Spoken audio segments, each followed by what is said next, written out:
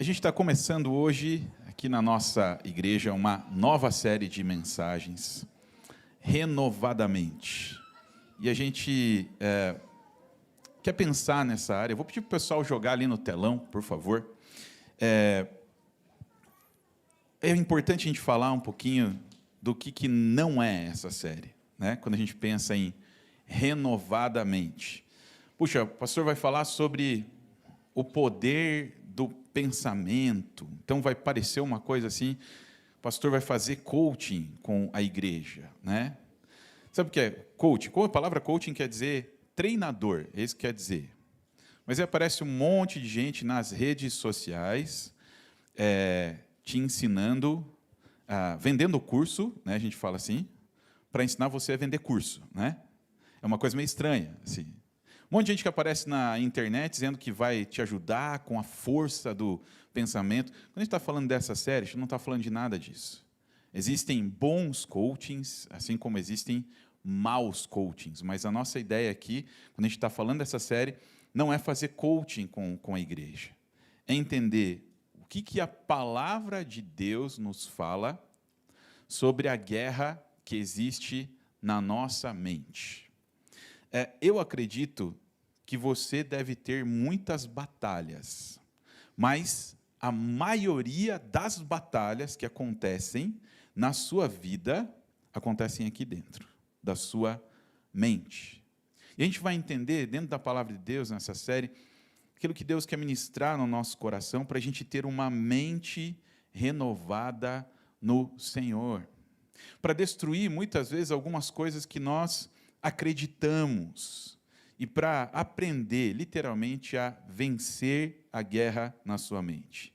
E uma das coisas que essa série não é também é te passar receita de bolo. No sentido assim, você vai lá na igreja nesse final de semana, nesse domingo, vai aprender sobre a mente, o pastor vai orar por você e acabou a batalha, amanhã é um novo dia, amanhã você já aprendeu a lidar com a força do pensamento, já aprendeu a lidar com a sua mente. Não, não é isso também. Existe um processo para a gente vencer as guerras na nossa mente. Isso que a gente vai descobrir também dentro dessa série de mensagens. E eu queria convidar você para essa primeira mensagem, nesse domingo, nos próximos 5 domingos estaremos nessa série. Queria convidar você para abrir a sua Bíblia em 2 Coríntios, capítulo 10, do verso 3 ao verso 5. 2 Coríntios 10, do verso 3 ao verso 5. Se você tem sua Bíblia de papel, abra a Bíblia. Se a sua Bíblia está no celular, liga a Bíblia. E se você não tem Bíblia em lugar nenhum aqui no celular, não está aqui com a sua Bíblia, você pode acompanhar com a gente no telão.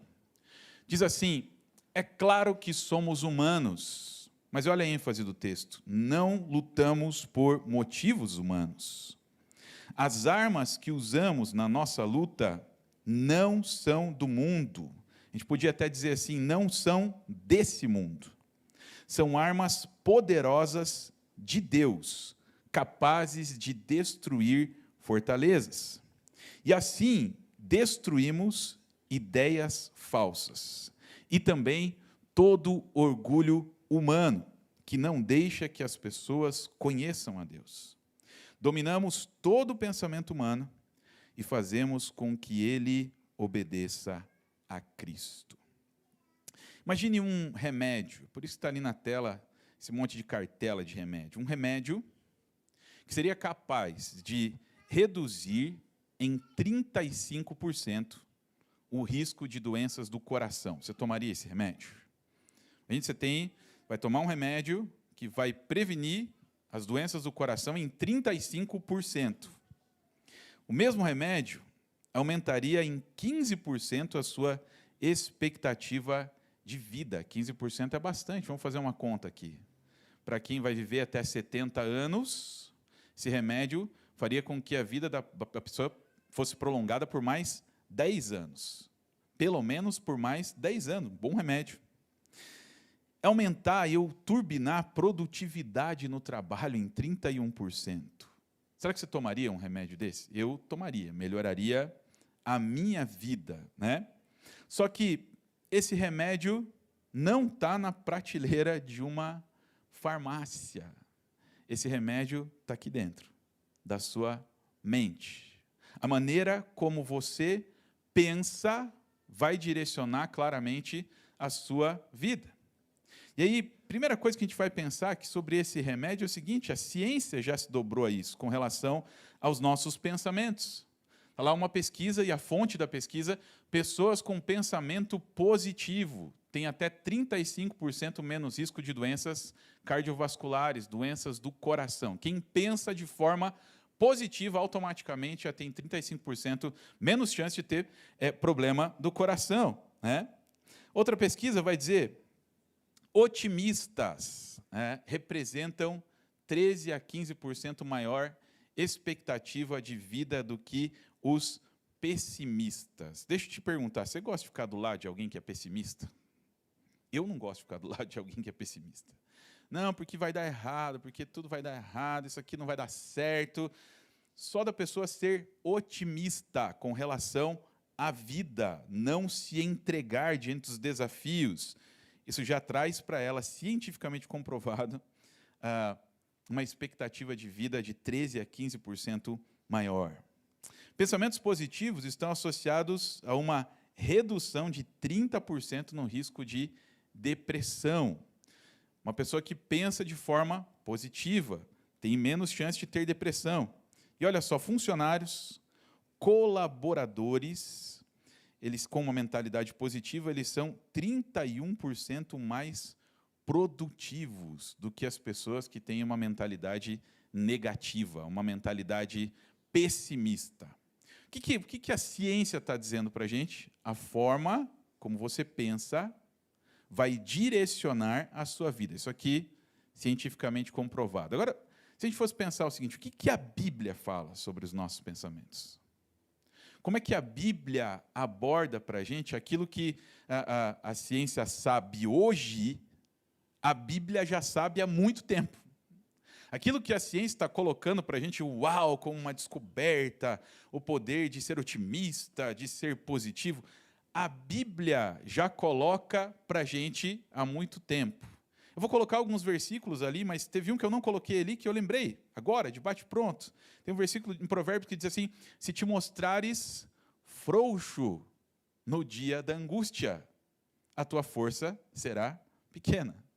Ou seja, se você olhar para os desafios, encarar os desafios da tua vida, e aí olhar para tudo que acontece como algo muito difícil, dizer assim: eu vou desanimar, eu não quero, eu não vou, né? Você não vai conseguir mesmo. É isso que a Bíblia está dizendo para você. Outro versículo em Provérbios é: assim como a sua alma pensa, assim como a sua alma imagina, ela é. Então, assim, o pensamento direciona a nossa vida. Olha o que a Bíblia está dizendo sobre o pensamento: guarde, acima de tudo, guarde o seu coração. Coração aqui é mente, pois dele procedem as fontes da vida. A Bíblia está dizendo: os seus pensamentos influenciam as suas emoções, os seus pensamentos influenciam as suas decisões, e os seus pensamentos influenciam a sua espiritualidade. A Bíblia vai dizer do que a gente precisa encher a nossa mente. Por último, meus irmãos, encham a mente de vocês com tudo que é bom e merece elogios, isto é, tudo que é verdadeiro, digno, correto, puro, agradável e decente. O que a Bíblia está ensinando para a gente? Substitua padrões negativos. Quantas vezes a gente enche a nossa cabeça de coisas que não são verdadeiras, são falsas, de coisas que não são dignas, de coisas que não são corretas, de coisas que são impuras, de coisas que não são agradáveis, e muitas vezes até de coisas que são indecentes. A Bíblia está dizendo: substitua o padrão de pensar em coisas que não honrem a Deus por padrões positivos. Isso aqui a Bíblia está apresentando para a gente como algo positivo. Encham a mente de vocês disso. A Bíblia vai dizer lá em Romanos 12:2, um texto bem conhecido: não se amoldem ao mundo, mas transformem-se pelo quê? Pela renovação da nossa mente, pela renovação do nosso pensamento. Quando você aprende a pensar como Deus pensa, quando você aprende a pensar como a Bíblia pensa, começa a acontecer uma renovação na sua mente. E esse versículo aqui me impactou demais, esse próximo versículo que está lá em Isaías 26:3. Tu guardarás em paz aquele cuja mente está firme em ti. Olha que tremendo esse versículo. Tu guardarás em paz aquele cuja mente está em ti. Quantas vezes a gente deita, coloca a cabeça no travesseiro e fica rolando de um lado para o outro da cama, pensando em coisas que a gente precisa resolver, e com certeza não é a paz de Deus que está ali preenchendo os nossos corações, são os nossos próprios pensamentos, os nossos padrões negativos. A gente já começa a pensar em que tudo vai dar errado, a gente começa a pensar no pior. Mas aquele que tem a mente firme no Senhor, é isso que a Bíblia está dizendo. A sua mente, a sua vida vai ser guardada em paz. Você quer ter paz quando você deita, coloca a cabeça no travesseiro, que você precisa descansar para no outro dia enfrentar os desafios da vida? Quem quer paz aqui fala assim, eu quero paz em nome de Jesus. Sabe o que você precisa fazer? Guardar a sua mente em Deus, manter a sua mente firme no Senhor. E o que todos esses textos nos falam? Que a nossa vida, ela está sempre se movendo na direção dos nossos pensamentos mais fortes, e isso é verdade. Tudo aquilo que você está pensando agora, nesse exato momento, os desafios da sua vida, quando você saiu de casa, chegou aqui, colocou a melhor roupa que você tinha para vir aqui no culto, né? E aí você chega nesse lugar, ninguém sabe o que você está passando, mas você sabe o tamanho da batalha na mente que você tem. O tamanho da batalha no seu pensamento que você está vivendo hoje, e chegou nesse lugar sem que ninguém consiga perceber isso, mas Deus sabe. E mais do que isso, quanto mais a gente pensa em tudo isso, mais a nossa vida vai ser direcionada para este lugar. O texto que a gente leu no começo, ele nos ensina algumas coisas. O texto que a gente leu no começo, falando sobre destruição das fortalezas, obrigado, Mila.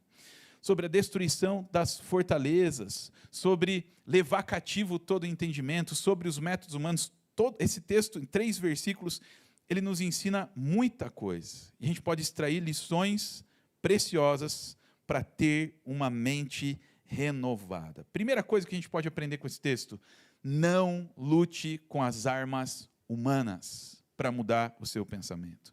Não lute com as armas humanas. Olha o que a Bíblia vai dizer, é claro que somos humanos, todos nós somos seres humanos, mas não lutamos por motivos humanos.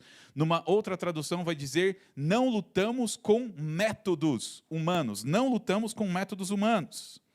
O que ele está dizendo? Paulo, ele reconhece a sua humanidade, assim como todos nós. Olha, eu sou um ser humano, eu tenho limitações físicas, eu tenho limitações emocionais. Ele fala assim, eu tenho que me gloriar, que eu me glorie nas minhas fraquezas. No entanto, ele ressalta que a sua luta não é baseada em estratégias humanas. Eu sei que eu sou humano, mas as minhas batalhas não vão ser vencidas com métodos humanos. E ele estava olhando para o lugar onde ele estava endereçando essa carta, que era os Coríntios, a cidade de Corinto. E lá haviam pessoas que usavam métodos humanos para se sobressair. E através desses métodos humanos, eles tentavam mudar a forma como as pessoas estavam pensando naquela época. Em Corinto existiam os pregadores itinerantes, os super apóstolos, que vinham até aquele lugar para pregar a palavra de Deus, que usavam as suas técnicas, as técnicas da época, persuasivas, de retórica, para ganhar seguidores. E eles valorizavam ali uma fala sofisticada, eles valorizavam o status social, eles tinham domínio sobre os outros, por exemplo, eles exploravam financeiramente aqueles fiéis, eles eram os influencers da era do apóstolo Paulo. E é terrível o que ele fala aqui. Essas pessoas não conhecem a mente de Deus. E ele fala, as minhas palavras não estão baseadas em métodos humanos. As minhas palavras não estão baseadas em coisas que o ser humano pode buscar. As minhas palavras estão baseadas em demonstração do Espírito e de poder. Não é algo humano, é algo que vem do céu. E a gente começa a olhar para essa aplicação que o apóstolo Paulo faz. e começa a avaliar o nosso coração, e a gente chega à conclusão da seguinte forma, que métodos humanos é igual a resolver de um jeito humano. Os métodos humanos que o apóstolo Paulo está colocando aqui é quando a nossa cabeça é cheia de pensamentos, de coisas que nós sabemos que nós temos que enfrentar, desafios do dia a dia, mas aí na nossa mente vem a tentação de tentar resolver tudo sozinho. Diante dos desafios, das dificuldades, a nossa mente é inundada com as possibilidades de respostas humanas e sem a direção de Deus. A gente olha para a situação da nossa vida e diz, eu preciso dar um jeito, eu preciso resolver. E aí a gente vai criando métodos para tentar resolver sem buscar a direção de Deus. Sabe onde isso acontece? Isso acontece nos nossos contextos. Acontece, por exemplo, nos conflitos familiares. Relacionamento é um desafio. Você concorda comigo? Seja ele familiar, seja ele no trabalho, seja ele na faculdade, mas principalmente dentro de casa e, em especial, entre os casais. Né? Entre os casais. Relacionamento é um desafio. Eu falei aqui já uma vez, no livro que eu li, Cuidando do Casamento, ele fala, olha, não espere a crise do casamento chegar. Ele fala assim, casar já é uma crise, né? Você pega duas pessoas com um padrão completamente diferente e tenta colocar debaixo do mesmo teto para viver agora. Vai dar errado em algum ponto. Por quê? Porque são duas pessoas completamente diferentes, mas a crise é uma oportunidade. Mas nesse relacionamento que é ferro afiando ferro, como a palavra diz muitas vezes, ferro aperfeiçoando ferro, tem atrito. E muitas vezes, no calor da discussão humana, na tentativa de resolver, a gente busca métodos humanos. Sabe o que é métodos humanos dentro do relacionamento conjugal? Brigar. Né? Não, o meu argumento é melhor. Aquilo que eu tenho para falar é melhor. Então, você defende até o último o seu argumento, pensando que o seu cônjuge é seu inimigo, seu adversário. Né? Muitas vezes tentar manipular a opinião, mas tem algo que é terrível dentro da vida dos casais, que é um método humano. Eu vou tentar convencer o outro que ele errou, método humano, ficando em silêncio. Isso eu chamo de silêncio punitivo, ou silêncio tóxico. Né? Eu explico mais ou menos o que aconteceu, às vezes não explico, e aí, para que a outra pessoa fique lá mergulhada nos seus pensamentos, tentando imaginar o que aconteceu, a pessoa fica em silêncio. Chamo isso de silêncio punitivo. Os dois fazem. Tem homens que fazem isso, tem mulheres que fazem, mas uma atenção especial aqui às mulheres, quando elas falam assim, o que você tem? Elas falam, nada. Né? Quer dizer, tudo. Né? É isso, é tudo. Eu lembro de uma figurinha que eu vi certa vez de um homem sentado na cama, estava sentado na cama, dentro do quarto, casal, sentado na cama. A mulher estava na janela, assim, abriu a cortina, estava contemplando o horizonte, assim, no silêncio punitivo dela. Assim. Eu quero punir ele, porque ele vai ter que descobrir o que ele fez para mim. Vou ficar quieto, para ele tentar descobrir o que ele fez. E aí ele fala assim, foi alguma coisa que eu falei? Ela fala, não.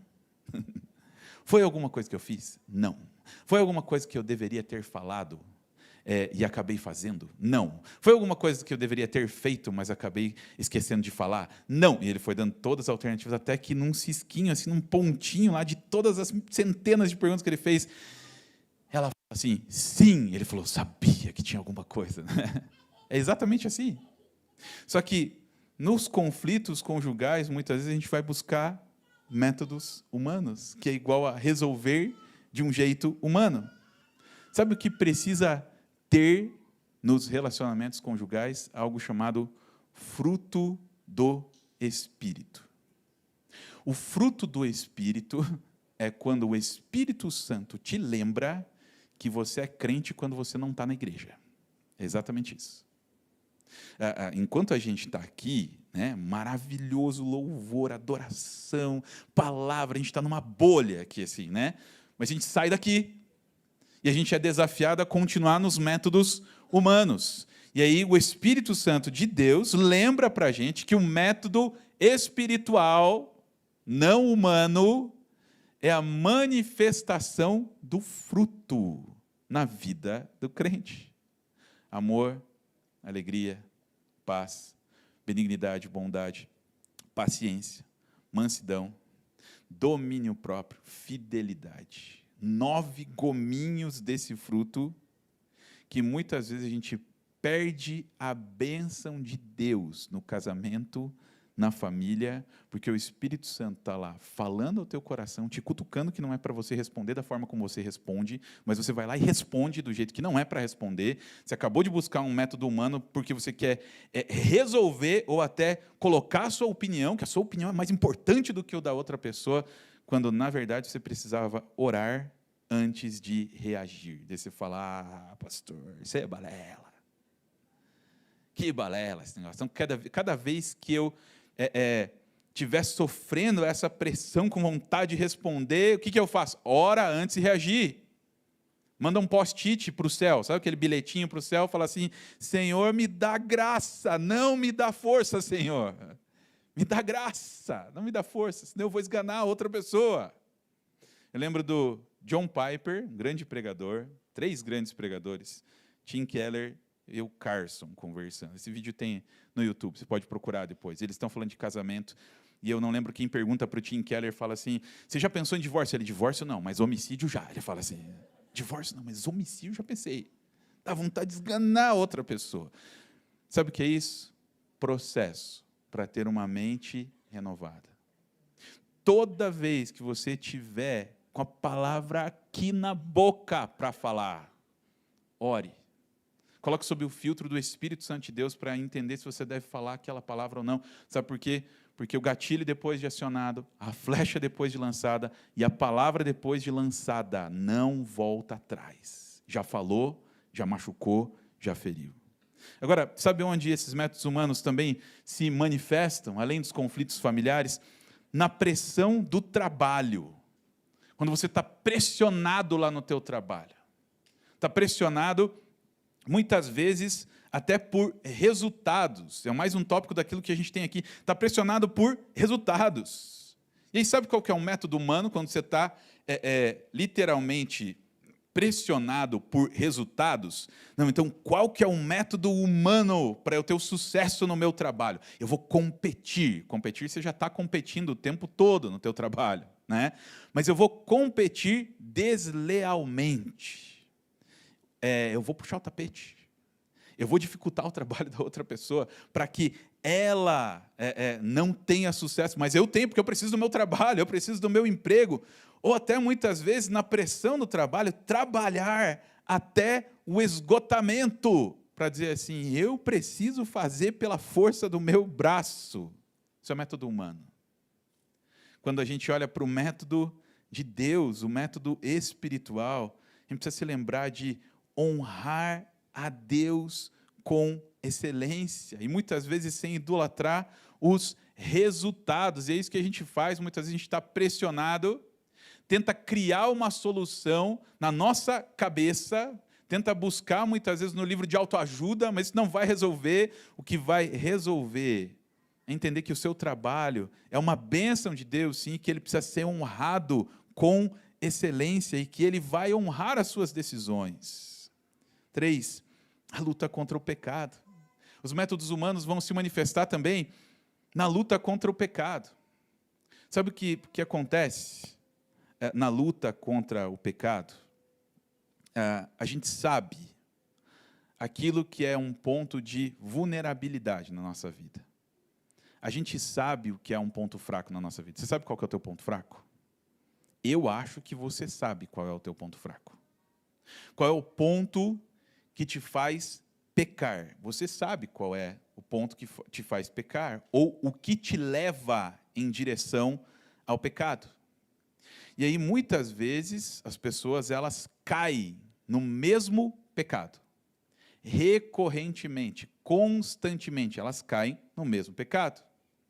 E aí, no momento em que esse pecado vem, a tristeza pelo pecado também vem, a pessoa começa a criar um método humano para vencer aquele pecado. E ela pensa assim, olha, eu preciso ter força de vontade própria, eu vou vencer. Sabe o que é isso? Uma estratégia, muitas vezes, do inimigo na sua mente e no seu coração, dizendo que você vai vencer sozinho. E aí você tenta vencer, você cai de novo, e o inimigo vai dizer para as pessoas assim, olha, não conta para ninguém sobre esse pecado, não fala, que as pessoas vão pensar de você, que as pessoas vão pensar de você na igreja, não fala para ninguém.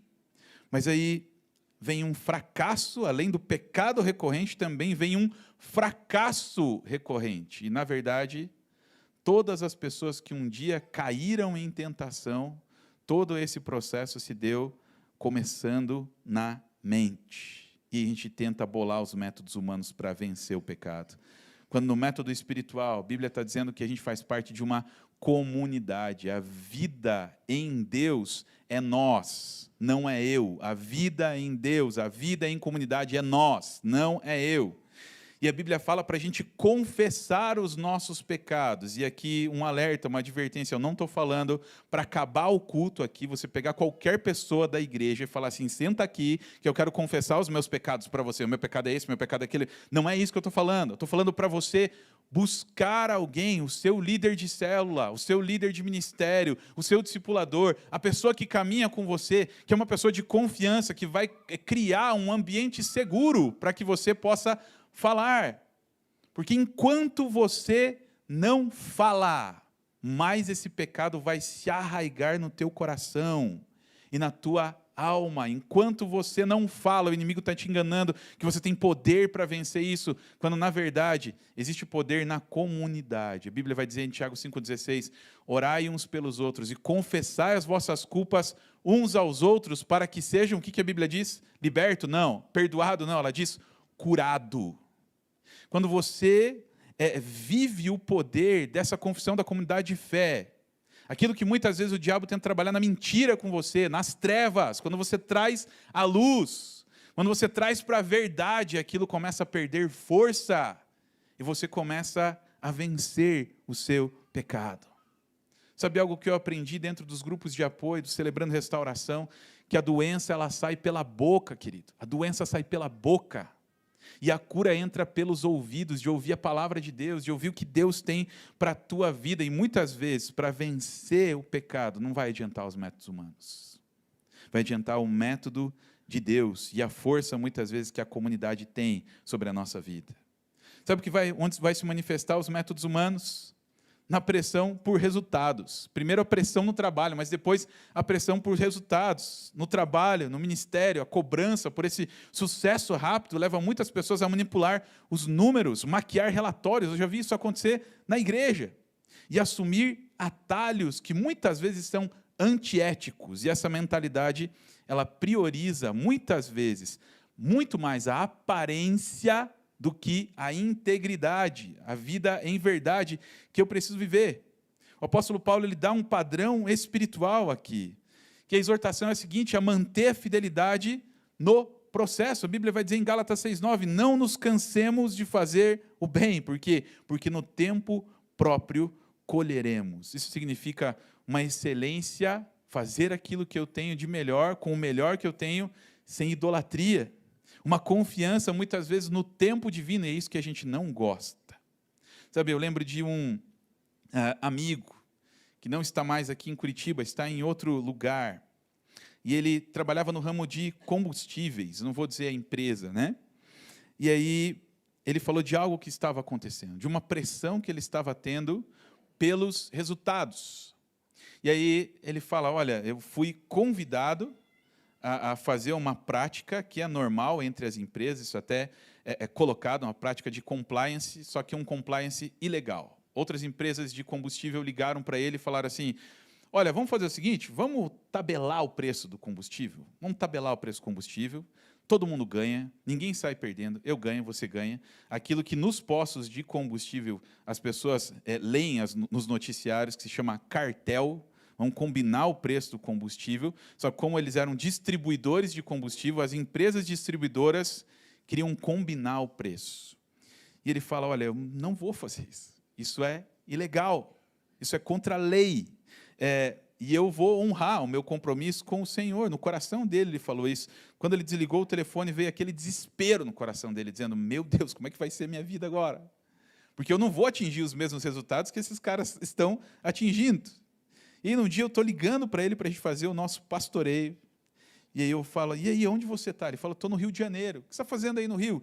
Eu estou recebendo um prêmio, porque o meu escritório do sul do país e parte do centro-oeste foi o escritório dessa distribuidora que mais vendeu no país. Sabe o que acontece?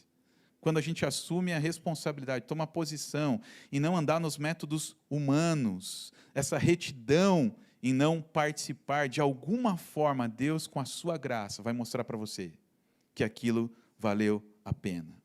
Paulo ele nos mostra que a verdadeira vitória não está em consertar tudo sozinho, mas em depender do Espírito, mesmo na fragilidade, seja qual for a sua batalha financeira, relacional, ética, troque o controle humano pela entrega confiante. Eu queria te perguntar, qual dessas situações que eu citei aqui, e talvez tenham outras no teu coração, exige que você troque as estratégias humanas pela confiança no poder de Deus?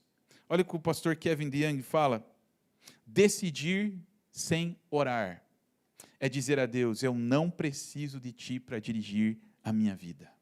Isso não é fé, isso é rebelião. Deixe os métodos humanos e comece a viver os métodos de Deus para vencer as batalhas da sua mente. Segunda coisa que a gente aprende nesse texto, lute com as armas corretas. Lute com as armas corretas. Olha o que a Bíblia vai dizer. As armas que usamos na nossa luta não são do mundo, não são desse mundo. São armas poderosas de Deus, capazes de destruir fortalezas. Ele está dizendo, você precisa lutar com as armas que não são desse mundo. Você precisa lutar com as armas de Deus para ter uma mente renovada. E aí a pergunta que eu quero fazer para você é possível pintar uma parede usando um martelo? Você consegue pintar uma parede usando um martelo? Tem um pintor aqui na igreja, profissional. Gaúcho, você consegue pintar uma parede usando um martelo? Molha lá na tinta assim, e passa na parede, vê se vai dar certo. Não vai dar certo. Não tem como pintar uma parede usando um martelo. Sabe o que eu quero dizer com isso? Que para a gente vencer as batalhas de forma correta, a gente precisa das armas corretas. A gente precisa entender aquilo que está na nossa mente e como nós vamos lutar. A Bíblia está dizendo para a gente sobre uma palavra ali, que eu gosto muito nesse texto, que é fortalezas. Armas capazes de destruir fortalezas. O que é fortaleza? O que é fortaleza? Fortaleza é um termo militar, que significa um castelo, uma cidade que não pode ser alcançada. E Paulo usa essa comparação para descrever estruturas mentais e espirituais, enraizadas em ideologias contrárias à verdade de Deus. E essas fortalezas funcionam muitas vezes como sistemas de crenças que distorcem a realidade espiritual e escravizam pessoas. Sabe o que acontecia lá, nesse exato momento, nesse texto, na vida do apóstolo Paulo? Estava pregando numa cidade que era portuária, onde que o pecado, principalmente o pecado sexual, era muito forte. Existiam ali prostitutas, profissionais do sexo naquela região. E não só isso. Eles tinham uma mentalidade coletiva no que se referia aos deuses. A Afrodite, que era a deusa do amor, Apolo, Poseidon. E existia ali práticas como prostituição sagrada, por exemplo, e banquetes em honra aos ídolos, que também eram muito comuns. Isso acabou se tornando uma fortaleza, um sistema de crenças, que começou a reger aquele povo. Uma mentalidade coletiva, acreditava-se que os deuses garantiriam a fertilidade e a prosperidade material. Uma pressão social que, inclusive, os crentes sofriam para participar desses rituais. E era, assim, um sinal de integração cultural. Mas também o conflito na igreja. Por quê? Porque alguns cristãos dessa igreja continuavam frequentando esses templos pagãos como justificativa de uma liberdade cristã. E olha, o que mais ou menos está acontecendo é assim, isso aqui é normal, uma fortaleza. Não, olha, está acontecendo isso aqui na minha cidade, mas para você ter emprego, mesmo sendo cristão, você precisa se integrar a essas práticas, não tem nada a ver. Uma coisa é a tua fé, a outra é aquilo que você vive no dia a dia como uma prática boa dentro da sociedade para se integrar cada vez mais a essas pessoas, ou seja, não faz mal. Olha, só um pouquinho, não faz mal. De repente vai lá, fica um pouquinho lá nessa festa e vai embora. Olha, um pouquinho não faz mal. E é terrível isso do um pouquinho não faz mal. Uma mentalidade que é assim, de fortaleza, de crenças, dizendo, olha, não tem nada a ver. Já ouviu essa frase? Não, isso que você está falando aí? Não tem nada a ver. Não, nada a ver o que você está falando. Não seja tão radical assim, né? E essa prática, nos nossos dias, ela pode ser vista, muitas vezes, como um humanismo. A crença de que a razão humana e a ciência elas são suficientes para resolver todos os problemas. Na frase, Deus é irrelevante para a minha ética moderna. Então, assim, Deus não se mete na minha vida. Inclusive, se o Senhor der um passinho para trás aí, nessas áreas da minha vida aqui, tá bom, não quero o Senhor se metendo na minha vida. Como é que isso se manifesta na igreja? Muitas vezes a gente minimiza o pecado. E a gente fala, não tem nada a ver. Chama de outra coisa, minimiza o pecado como erro psicológico.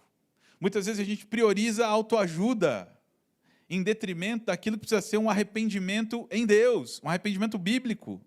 E reduz muitas vezes o evangelho a uma prática social, sem levar em consideração a conversão pessoal que você precisa fazer em Deus. Só isso? Não. A gente tem um materialismo prático, que busca por segurança na acumulação de bens ou de status. Por exemplo, meu valor está no meu salário. Né? Eu preciso ganhar mais dinheiro, eu preciso ganhar mais dinheiro, eu preciso ganhar mais dinheiro. E aí se confunde, muitas vezes, o ter com o ser. Sabe como é que isso se manifesta na igreja? Cristãos, e a gente vê isso nas redes sociais, que idolatram líderes ricos como prova da bênção divina. E começam a seguir essas pessoas, dizendo, não, a pessoa está dizendo para ela, você também pode ficar rico com as ferramentas certas, com as chaves certas, você também vai ficar milionário. Quem não quer ficar milionário? E é por isso que esse discurso atrai multidões, assim como o discurso daqueles homens que o apóstolo Paulo estava enfrentando. Também atraía multidões. Mas só isso? Não, um relativismo emocional. Sabe o que é o relativismo emocional? A definição da verdade com base nos sentimentos pessoais. Se me faz feliz, então está tudo certo. Se me faz feliz, então está tudo bem. Né? Eu vi uma frase esses dias atrás, se me faz feliz, deve estar certo, embaixo assinado, Satanás. Né? Por quê? Porque as pessoas vão nessa de, se me faz feliz, está tudo bem, afinal de contas, a gente quer sempre a felicidade. Deixa eu dizer, talvez você não vai ouvir esse discurso aqui na nossa igreja. Eu ouvi de um amigo, certa vez, de uma outra igreja, dizendo, olha, a gente prepara todo o ambiente da igreja, a gente prepara para ser um ambiente irresistível, a gente prepara louvor, a gente prepara recepção, a gente prepara tudo para que as pessoas venham, sentem-se confortavelmente e sejam ofendidas pelo evangelho. Ele fala assim. Sabe o que a gente quer? A gente quer que você mude, que você seja transformado não por aquilo que é o nosso poder, mas aquilo que é o poder de Deus na tua vida. Sabe, muitas vezes essas batalhas na nossa mente, essas fortalezas vão se manifestar. Eu dei vários exemplos de como ela se manifesta na igreja, mas como é que ela se manifesta na sua cabeça, na sua mente? Sabe, existem impactos na nossa mente, batalhas emocionais. Sabe quais são as batalhas emocionais? Ansiedade e medo. Ansiedade e medo. Já falei aqui uma vez, ansiedade é estar cheio de futuro no coração. Você não sabe o que vai acontecer, mas está com excesso de futuro no coração. Você começa a ficar desesperado por algo que você não controla, que é o futuro. E a Bíblia vai dizer, não andem ansiosos, apresentem os seus pedidos a Deus. Mas as frases da nossa mente são, eu nunca vou ter o suficiente. Eu nunca vou ter o suficiente? Não vai cair do céu. Eu preciso fazer alguma coisa. No sentido de trabalhar, é claro que você precisa fazer alguma coisa, você tem que trabalhar. A Bíblia fala, aquele que não trabalha, não coma. É isso que a Bíblia fala. Então, assim, ok trabalhar, mas sabe o que a gente acha muitas vezes? Que a provisão vem da força do nosso trabalho, que a provisão vem da força do nosso braço, quando a provisão vem do Senhor. Sabe, eu tinha um amigo missionário, que a frase que ele aprendeu na casa dele é: meu filho, com a mãe dele crente, não vai cair do céu, meu filho, não vai cair do céu.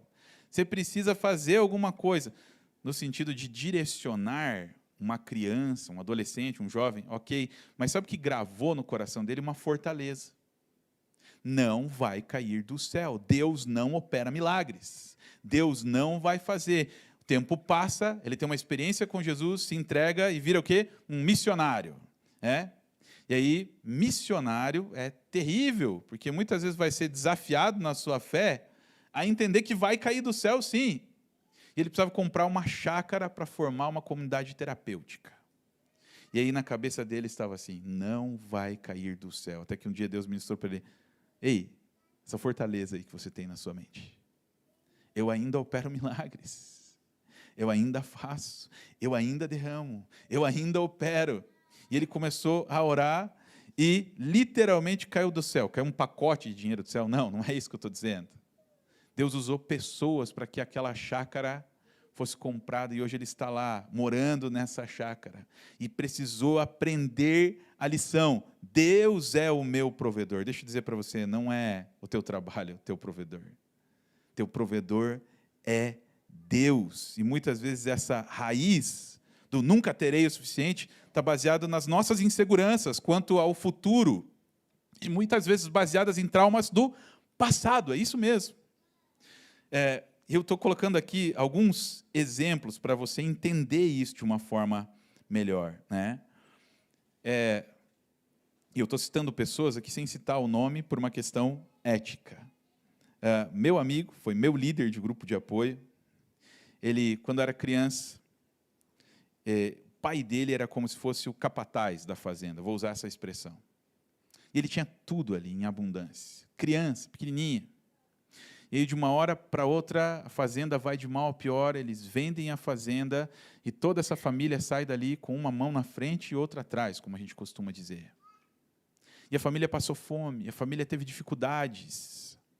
E aí, quando ele cresce, mesmo tendo conhecido a Jesus, ele pensa: eu preciso trazer a provisão para minha casa e para minha família, mas era uma coisa exagerada, exagerada a tal ponto assim, de ter 3 pacotes de 5 quilos de arroz em casa, no estoque. Quando abria um, ele ia lá e comprava mais um de 5 quilos. E a gente está falando isso assim de várias outras coisas, porque assim, eu preciso guardar, eu preciso estocar. Mas, na verdade, esse pensamento arraigado na sua alma estava baseado em experiências passadas. Quando Deus queria se revelar para ele, dizendo: olha, sou eu o provedor da sua vida. Sabe, muitas vezes nós somos assolados por esses tipos de pensamentos, por esse tipo de fortaleza na nossa mente, que a gente precisa aprender a lutar com as armas corretas. Eu me sentia inadequado, eu, Alexandre, quando era criança. Diante de várias coisas que aconteceram na minha vida, diante de várias situações familiares, de traumas, de coisas que eu vivenciei no meu passado, a minha imagem era assim: olha, a sua existência incomoda, você não deveria estar existindo, né? Você não deveria existir. E aí, para você não chamar atenção, você faz o seguinte: seja perfeito e nunca erre, porque eu me senti inadequado. Já percebeu que as pessoas só chamam atenção quando elas só ganham uma chamada de atenção quando elas erram? Aquela pessoa que faz tudo certinho, ninguém chama atenção, mas erra uma vez para você ver o que acontece, né?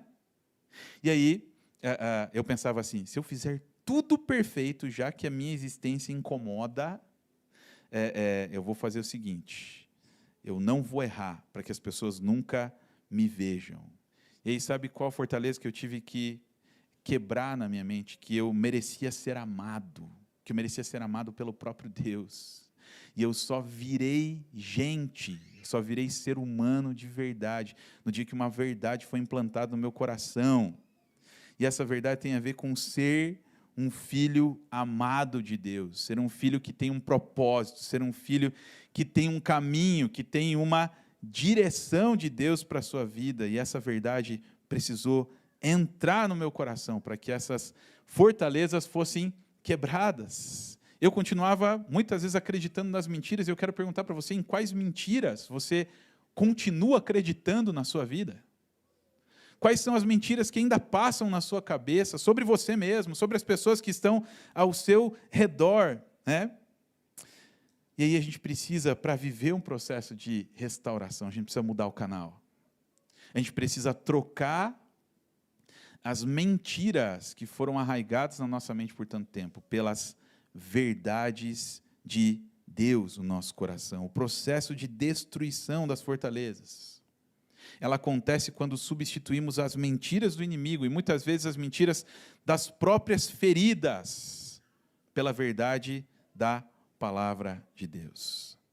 O último ensino que a gente aprende com esse texto tem a ver também como lutar essa batalha. Entregue o seu pensamento a Deus. Não lute com armas humanas. Lute com armas corretas. Mas aprenda a entregar o seu pensamento a Deus.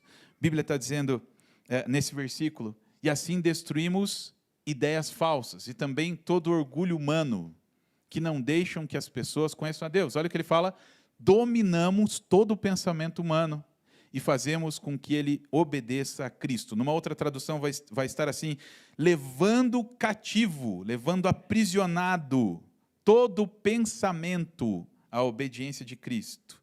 E assim a gente consegue viver uma vida renovada, uma mente renovada. Ele está falando do processo. O que significa essa palavra cativo? É capturar como um prisioneiro de guerra. No contexto que o apóstolo Paulo estava vivendo, os prisioneiros eles eram levados como um triunfo lá pelo general vencedor. E aqui ele está dizendo, olha, não é uma questão passiva, eu vou ficar aqui esperando que um raio do céu caia na minha cabeça e mude o meu pensamento. Ele não está falando isso. Ele está dizendo, toda vez que uma fortaleza passar pela sua cabeça, você precisa aprender a levar esse pensamento aprisionado ao Senhor. Paulo ele usa essa linguagem de guerra para mostrar que os pensamentos rebeldes eles devem ser desarmados e subjugados à autoridade de Cristo. Lembra que eu falei no começo? Fruto do Espírito no momento da reação, mas não só no momento da reação. Quando está lá no seu casamento, muitas vezes, e conflitos vão surgir, como a gente falou, são duas pessoas completamente diferentes, mas no momento da discussão acalorada, vem um pensamento na sua cabeça dizendo assim, casamento não vale a pena. E talvez para muitas pessoas já passou esse tipo de pensamento na cabeça. É nesse momento que você tem que falar assim, de onde saiu esse pensamento? A gente sabe de onde saiu. Saiu diretamente do inferno para a tua casa e para a tua família. E é nessa hora, literalmente, que você precisa pegar esse pensamento, aprisionar esse pensamento e falar, eu submeto esse pensamento à obediência de Cristo. Eu não quero esse pensamento para minha vida. Levar cativo cada pensamento é um exercício diário de vigilância espiritual, de renovação da mente, por meio das coisas que Deus deixou para a gente, como métodos da sua graça, como meios da graça. E aqui não tem receita extraordinária, não. É aquilo que você já sabe que você precisa fazer. Sabe qual é a receita? A palavra de Deus todo dia. A oração, práticas conscientes. Com isso a gente pode destruir raciocínios muitas vezes que nos afastam de Deus e encher a nossa mente com aquilo que glorifica o Senhor. Sabe o que a gente precisa fazer muitas vezes, no momento em que vem esse tipo de pensamento? Verbalizar a palavra para a sua vida. A gente falou aqui uma vez numa mensagem, Davi dizendo, a sua alma, bendize, ó minha alma, ao Senhor. Ele está ordenando a sua alma. Alma, você não sabe louvar a Deus, você não sabe ser grato, eu preciso dizer para você o que você tem que fazer. Bendiga a minha alma, ó Senhor. Quando vem esse tipo de pensamento, a gente precisa dizer para a nossa mente o que ela precisa viver, o que ela precisa fazer. A gente fala assim, eu não tenho controle de nada. Você tem controle de 3 coisas: o que você pensa, o que você fala e o que você faz. Se você tiver com a sua sanidade mental em dia, tá? Você tem controle sobre o que você pensa, sobre o que você faz e sobre o que você fala. Então não tem desculpa para dizer assim, eu falei e eu não sei de onde me veio essa palavra, né? Veio de alguma área da sua vida ainda não entregue a Deus. Você não entregou essa área para Deus. Mas sabe, muitas vezes quando esse pensamento vem, a gente precisa declarar a palavra para a nossa vida. Sabe, um pensamento que vem na nossa cabeça, muitas vezes, Deus não vai prover, eu preciso resolver isso sozinho. Você precisa mudar o canal e trocar isso com as armas de Deus, dizendo, o Senhor é o meu pastor, e nada me faltará. Quando vem a amargura por mágoas passadas, e você diz, eu não consigo perdoar essa pessoa não merece o meu perdão. Efésios 4,32 vai dizer, antes sede bondosos, perdoando-vos uns aos outros. A palavra de Deus está dizendo, você precisa perdoar. Eu sei, Senhor, eu não tenho força, mas vou declarar a tua palavra para a minha vida, perdoando-vos uns aos outros. Eu preciso perdoar, me ajuda a perdoar. Não me deixa ficar com esse pensamento na minha cabeça. Quando vem muitas vezes a tentação sexual, vem um pensamento assim, só uma olhadinha não faz mal. A Bíblia fala que a gente precisa fugir fisicamente, mas a gente precisa também ter meios na nossa cabeça, na nossa mente, para a gente lembrar de coisas que o Senhor fala ao nosso coração. E eu lembro de Jó 31:1 aqui, fiz aliança com os meus olhos, é a palavra de Deus. Quando você se sentir tentado, você vai dizer, eu fiz uma aliança com os meus olhos. Você precisa trocar aquilo que é mentira do inimigo, mentira das suas feridas na sua vida, pela verdade de Deus, e esse é o processo. Eu me lembro quando criança, aconteceu algo aqui no Paraná, e talvez você se lembre disso. Lembra aquela situação que aconteceu em Guaratuba, de crianças que desapareceram num ritual de magia negra, foram esquartejadas? Você lembra disso? Eu lembro, eu era criança e eu vivi isso. Eu tinha 7 aninhos, 8 aninhos de idade, e aquelas notícias começaram a aparecer, surgir e tal, e eu tinha muito medo de ser sequestrado, de ser levado embora, vão me matar, vão me cortar em pedaços, coisa de criança, né? Coisa de criança que passa na mente de criança. E aí, eu lembro que na minha rua, eu morava com meu pai nessa época, na minha rua tinha um amigo, meu melhor amigo, Cristiano, e a mãe dele, já na casa dele, ela era crente em Jesus, ela pegou e falou, a gente conversando, eu falei, tia, eu tenho medo que alguém me leve embora, eu tenho medo disso, isso passa pela minha cabeça, isso passa pela minha mente.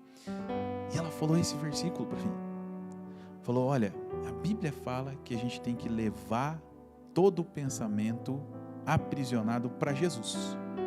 Então toda vez que você pensar nisso, você vai dizer assim, eu rejeito esse pensamento em nome de Jesus. Gente, passa uma receita para uma criança. Sabe o que vai acontecer? Vai durar a vida inteira. Toda vez que tem um pensamento que eu sei que não está vindo de mim, eu falo assim, Deus, toma esse pensamento aqui diante do Senhor. Eu vou te confessar um negócio, às vezes demora um pouco. Às vezes eu me debato um pouco, até dizer assim, Senhor, eu estou levando cativo esse pensamento aqui ao Senhor. Sabe, a gente quer ter uma mente renovada, em obediência a Cristo, que a gente possa experimentar da paz dele na nossa alma, na nossa vida, no nosso coração. Sabe o que acontece? A gente precisa pensar o que Deus pensa. Essa pergunta não é assim, o que Deus pensa de você? Não é isso. Essa pergunta é, você já parou para pensar, com perdão da redundância, né? Você já parou para pensar no que Deus pensa? O que Deus pensa? Quais são os pensamentos de Deus? Quando a Bíblia fala, você precisa ter a mente de Cristo, ela está dizendo, você precisa pensar como Deus pensa. Quais são os pensamentos de Deus? Inclusive, a teu respeito, quais são os pensamentos de Deus para a sua vida. Sabe o que a gente descobre com tudo isso? Decida mudar a sua mente, em primeiro lugar, para que Deus possa mudar a sua vida. Decida mudar a sua mente, para que Deus possa mudar a sua vida. Eu queria orar com você nesse momento, mas também entendendo que nessa noite aqui é noite de entrega. E entrega daquilo que está aqui dentro, que ninguém está vendo. Entrega daquilo que muitas vezes você não fala para ninguém. E eu queria te encorajar nessa noite a colocar esses pensamentos na mão do Senhor e dizer: Senhor, me fortalece. Me fortalece para eu vencer. Sabe o que a Bíblia fala para a gente? O próprio Jesus dizendo: o Espírito Santo vos fará lembrar de tudo que eu vos tenho ensinado. Eu gosto muito desse versículo, mas sabe o que eu penso desse versículo e muitos outros estudiosos? Que o Espírito Santo não vai fazer você lembrar daquilo que você não estudou. Não é por osmose o método assim. Não é por indução. Eu encosto no Espírito Santo e a verdade vem sobre a minha vida. O Espírito Santo é a verdade. Mas sabe o que a gente não faz muitas vezes? A gente está num ambiente como esse em que a gente é crente, mas quando a gente sair da porta a gente esquece que a gente é crente. E amanhã você não lembra da palavra de Deus, na terça você não lembra, na quarta você não lembra, e aí você quer ter vitória sobre a sua mente. Sabe o que eu fazia muitas vezes? Eu colocava um versículo no volante do carro. Eu tenho que usar o carro várias vezes por dia. Colocava um versículo no volante do carro. Qual é o lugar que você mais olha todos os dias? Tem gente que olha para o espelho bastante todos os dias. Cola no espelho, cola o versículo no espelho. Tem gente que olha para a geladeira bastante, né? Cola na geladeira. Tem gente que vai olhar para o volante do carro, cola um versículo no volante do carro. Cola o versículo do fruto do Espírito no volante do carro, para você se lembrar, na hora que a pessoa lá no trânsito te fechar, você fala: Senhor, eu preciso da tua graça aqui. Esse é o processo. Você é convidado a fazer alguma coisa, a memorizar a palavra de Deus, para ter uma mente renovada. Nessa noite, é noite de entrega, mas é noite de passos em direção a essa renovação. E eu queria que você fechasse os teus olhos onde você está, entendendo aquilo que você escutou aqui nessa noite. Palavra de Deus para a tua vida, não é a minha palavra, palavra de Deus para você. Queria que você entregasse nessa noite a sua mente, os seus pensamentos. Fortaleça um sistema de crenças que está aí na sua mente. Essa noite é noite de entrega, noite de você dizer: chega, Senhor, eu quero pensar de forma diferente, me ajuda a pensar de forma diferente, me fortalece para eu pensar de forma diferente. E se você quer viver isso, eu quero te convidar a ficar de pé onde você está, dizendo: Senhor, eu quero. Não tenha medo, não tenha vergonha, fica de pé onde você está, dizendo: Senhor, eu preciso, eu quero viver isso. Eu quero ver uma renovação na minha mente. Eu quero entregar para o Senhor áreas do meu pensamento, da minha vida, que ainda não foram entregues, ou que muitas vezes acontecem coisas recorrentes, que eu preciso entregar para não viver mais isso na minha vida. Aqui é o lugar da entrega, querido. Aqui é o lugar onde você está abraçado na ambiência da casa do Pai. O Pai está aqui para te abraçar. Que é lugar de decisão e de entrega. Pai querido, obrigado pela tua palavra, obrigado pelo teu amor, obrigado pela tua graça. É a tua graça que nos fez estar aqui nessa noite para ouvir a palavra do Senhor. Eu quero pedir, Pai, em nome de Jesus, nos ajuda nas nossas batalhas da mente, Pai querido. Todos os dias nós somos desafiados com pensamentos que o inimigo muitas vezes tenta lançar no nosso coração, mas também com pensamentos do passado, sobre aquilo que aconteceu, e muitas vezes o inimigo usa isso como gatilho na nossa vida, na nossa alma, Pai. Nós queremos pedir que o Senhor quebre as fortalezas da nossa mente, em nome de Jesus, Pai. Mas também, Pai, queremos dar passos, sim, reais, em direção ao processo que o Senhor tem para a nossa vida. nos ajuda a viver os meios da graça, nos ajuda a viver a exposição da palavra de Deus na nossa vida, a nos expormos à palavra de Deus, para que ela mude, transforme a nossa mente, a nossa vida, Pai, em nome de Jesus. Não nos deixe esquecer disso, Pai.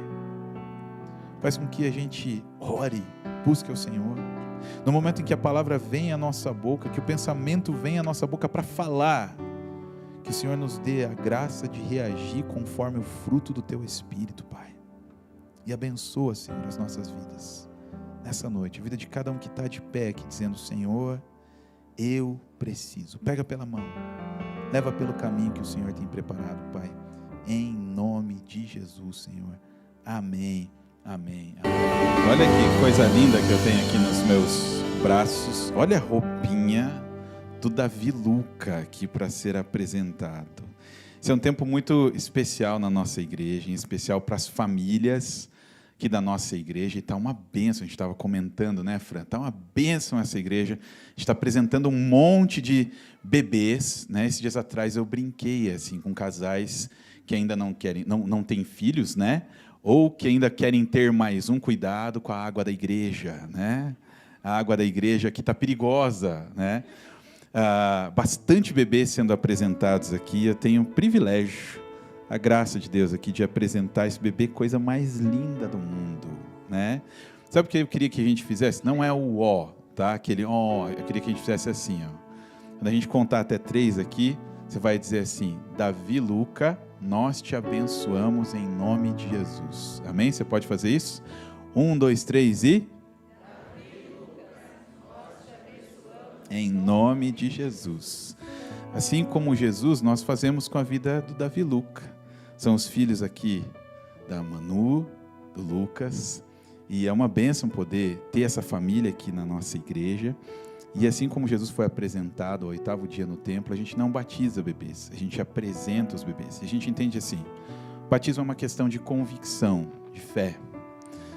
O Davi Luca vai ter o seu encontro, a sua experiência com o Senhor, no tempo que Deus já marcou na agenda dele. E aí ele mesmo vai tomar essa decisão de um dia se batizar, descer as águas. É assim que a gente crê.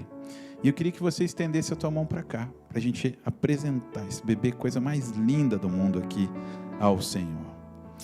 Pai querido, obrigado, Pai, pela vida do Davi Luca, Pai. Obrigado pela vida da Manu, do Lucas, Pai, que são pessoas queridas aqui da nossa igreja, Pai, que foram presenteadas pelo Senhor com esse bebê, coisa mais linda do mundo aqui, Senhor.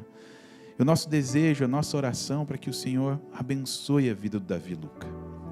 Consagramos, entregamos ele nas mãos do Senhor, que ele seja uma bênção para a sociedade, que ele cresça em graça, em sabedoria, que ele traga ainda mais alegrias à sua família.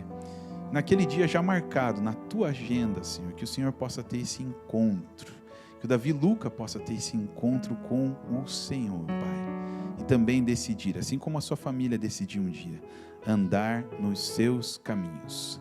Abençoa toda essa família que está aqui à frente, Pai. Pedimos que o Senhor os abrace com teu cuidado, tua provisão, teu amor todos os dias.